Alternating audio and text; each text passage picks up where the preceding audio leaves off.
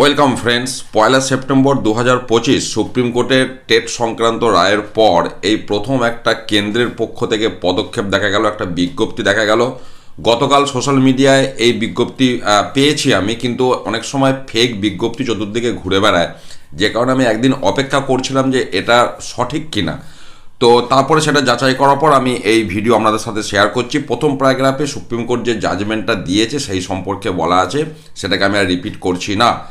Second প্যারাগ্রাফে এটা যেটা বলা হচ্ছে যে বিভিন্ন শিক্ষক ব্যক্তিগতভাবে এবং বিভিন্ন শিক্ষক সংগঠন এই দেশ জুড়ে তারা আবেদন জানিয়েছে।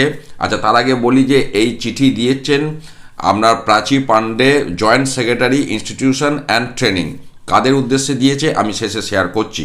এবং ওনার যেটা বক্তব্য যে দেশের বিভিন্ন শিক্ষক এবং শিক্ষক সংগঠন থেকে আবেদন জানানো হয়েছে টিচার্স অ্যাসোসিয়েশনদের পক্ষ থেকে, যে সুপ্রিম কোর্ট যে রায় দিয়েছে সেখান থেকে রিলিফ পাওয়ার জন্য। এবং সেক্ষেত্রে বিভিন্ন যুক্তি দেখানো হয়েছে যে 10 বছরের ওপর চাকরি করার পর এই রকম একটা বিষয় হলে অর্থনৈতিক সমস্যার মধ্যে পড়বে। পাশাপাশি যদি আনসাকসেসফুল হয় সেক্ষেত্রে দেশ জুড়ে শিক্ষক শিক্ষিকার একটা যে শূন্যস্থান তৈরি হবে, এই সমস্ত বিষয় কিন্তু এখানে তুলে ধরা হয়েছে, মানবিক দিকগুলি তুলে ধরা হয়েছে। 3 নম্বর পয়েন্টে এবার যেটা বলা হচ্ছে যে এইটাকে মাথায় রেখে যেটা ঠিক করতে চাইছে যে সঠিক সংখ্যাটা কত, অর্থাৎ এই যে সুপ্রিম কোর্ট জাজমেন্টটা দিল তার ফলে অ্যাফেক্টেড টিচার্সের এক্স্যাক্ট নাম্বারটা কত সেটা তারা ঠিক করে জানতে চাইছে। যে কারণে তারা রাজ্যগুলিকে চিঠি দিয়েছে যে তারা যেন সঠিকভাবে এখানে যে একটা ফরম্যাট দেওয়া হয়েছে সেই ফরম্যাট পূরণ করে সঠিক সংখ্যাটা তাদেরকে জানায়। পাশাপাশি এটাও বলা হচ্ছে 4 নম্বর পয়েন্টে, তো যাতে করে অ্যাকিউরেসি অর্থাৎ সঠিক সংখ্যাটা যেন পাঠানো হয়। এবং 5 নম্বর পয়েন্টে আরও গুরুত্বপূর্ণ বিষয় বলা হচ্ছে যে I would further request that comments on the implications of the judgement with respect to your state and possible pathway to provide relief to the affected teachers.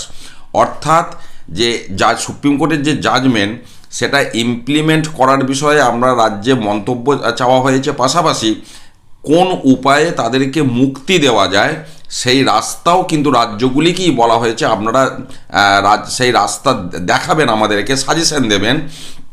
তারপরে যেটা বলা হয়েছে আপনার while providing the comment appropriate legal option May please be সলিসিটেড। অর্থাৎ সেই বিষয়ে আইনি পদক্ষেপ কি নেওয়া যায় বা আইনি যে বিষয়গুলি সেগুলিকেও কিন্তু আলোচনার মধ্যে তুলে ধরা হয়েছে।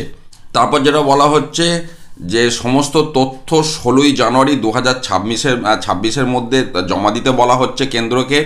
এবং 7 নম্বর পয়েন্টে যেটা বলা হচ্ছে যে এরপর থেকে যে রিক্রুটমেন্ট রুল যেটা রয়েছে, রিক্রুটমেন্ট রুলটা প্রত্যেকটি রাজ্যের টিচার্স রিক্রুটমেন্ট রুল সেটা যেন এনসিটি নিয়ম মেনে হয় সেদিকে লক্ষ্য দিতে বলা হচ্ছে। এবং একটা নির্দিষ্ট সময়ের মধ্যে যেন সেই কাজটা সম্পূর্ণ করা হয়। অর্থাৎ নতুন নিয়োগের ক্ষেত্রে এনসিটির যে বর্তমান নিয়ম সেটাকে যেন কার্যকর স্ট্রিক্টলি করা হয় সেই বিষয়টিও এখানে তুলে ধরা হয়েছে। অর্থাৎ আমরা যেটা দেখতে পাচ্ছি সঠিক সংখ্যাটা কেন্দ্র প্রত্যেকটি রাজ্য এবং ইউনিয়ন টেরিটরি থেকে জানতে চাইছে যে অ্যাফেক্টেড শিক্ষক শিক্ষিকার সংখ্যাটা কত এবং কি উপায়ে তাদেরকে মুক্তি দেওয়া যায় এবং সেই সংক্রান্ত লিগ্যাল যে প্রসিডিওর সেই বিষয়েও রাজ্যকে কিন্তু বলা হচ্ছে। অর্থাৎ কেন্দ্রের পক্ষ থেকে একটা মুভমেন্ট করা হলো।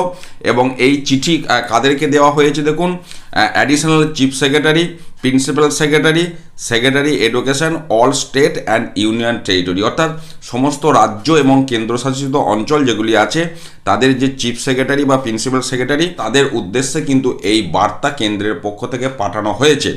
এবার বিশেষ করে পশ্চিমবঙ্গ এই বিষয়ে এবার কি ভূমিকা নেয়, কি তারা রিপোর্ট পাঠায়, সেটা যথাসময়ে জানতে পারলে আমি অবশ্যই আপনাদের সাথে শেয়ার করব। ভালো থাকুন, সুস্থ থাকুন, ধন্যবাদ।